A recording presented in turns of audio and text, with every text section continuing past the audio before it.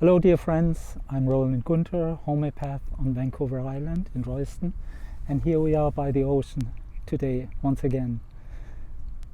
Today I would like to tell you a story about a shark, a basking shark. You might have never heard about this. A few days ago my wife and I we were watching a TV nature show, and it was a nature show about Ireland, and there was one video that one part of it was about the basking sharks along the coast of Ireland. And after the show I told my wife, do you know that we had basking sharks here and at the coast? And she said, no, I've never heard about them. And so I grabbed fish book because I've never seen one. And I only know the name from the book, kinda, yeah. And I was quite amazed and I was shocked. One thing, the basking shark is really native to our waters here, and it doesn't exist here anymore. How come? One thing, the first thing is, it's an amazing creature. It's the second largest fish in the world. The biggest one is the whale shark, and the second largest fish is the basking shark. Can be a maximum more than 40 feet long, some 15 meters or 13, 14 meters, something like that. And so it's huge. And it's absolutely a gentle giant. It's a peaceful guy that only lives from plankton, from the tiniest creatures in the water. And he looks kind of odd. He has a huge mouth and he swims with his open mouth through the water. Doesn't look very intelligent, I have to admit, and constantly filters the water for plankton. It's an odd creature, and it's kind of slow guy. Well, the plankton is not fast, so it doesn't have to be fast. And then I thought, why does it not exist anymore?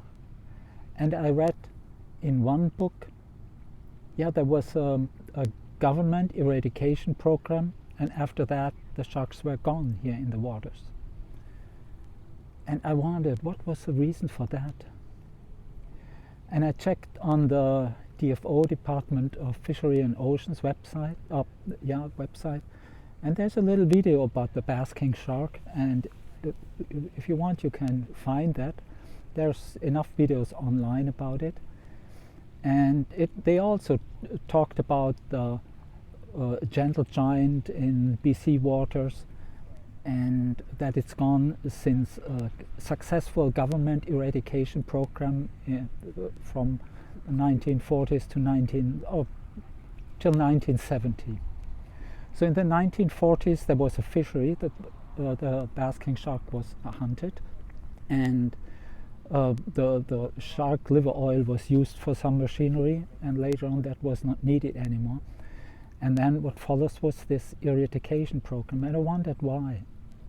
And then I read on the DFO's page, these huge fish caused considerable damage to the fishing industry, because when they got in the nets that were meant for salmon, they just damaged these nets, and so they simply killed them off.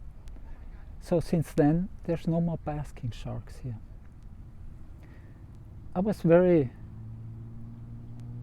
touched and embarrassed and hurt and upset about this. I went through and deeply saddened just to read that. You know, there's a species that doesn't hurt anybody, and in order to exploit the salmon, we simply decide, okay, we kill this guy off. That's easy, but it's absolutely immoral. This is unethical. I don't think we have a right to interfere with a species' life in this way. It's not okay, because that comes back to us. This is really something like, in the human world you would call it a genocide. And it's just not okay. This is not, we can't do something like this. It will have backlashes to us, because yes, when we interfere with a sacred right to exist of a species in that way, that has a backlash on us. And we also will be separated to a certain degree from life and from the connection to the sacred, which makes life harder for each one of us.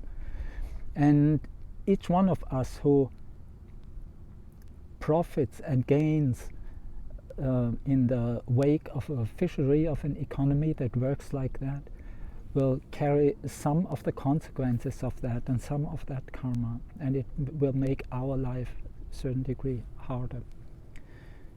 I was so touched that in the evening I went here to the shore, to the ocean, and contemplated that, and then I decided, I called the shark, I called the basking shark, and I called out and I said, "Hey, basking shark, this is Roland here, yeah?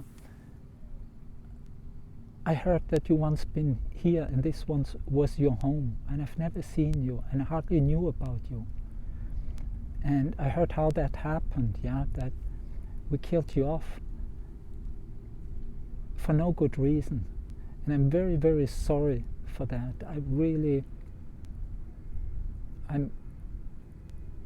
I'm embarrassed and I don't know really what to say, but I want to apologize. And I want to let you know that there's probably a few people that miss you here also since you've been gone.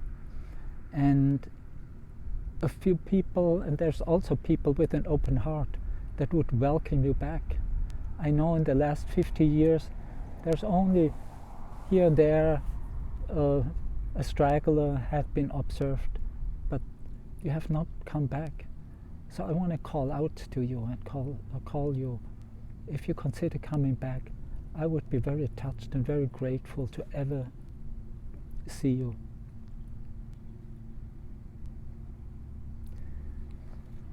After that, my connection with the basking shark changed. What was a name in a book that I had not really, didn't know much about, and especially I didn't have any felt relationship, any connection to this animal.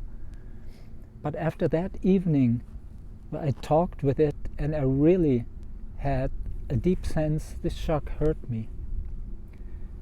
And I have a relationship now. I'm related to this animal. And this is part of my world.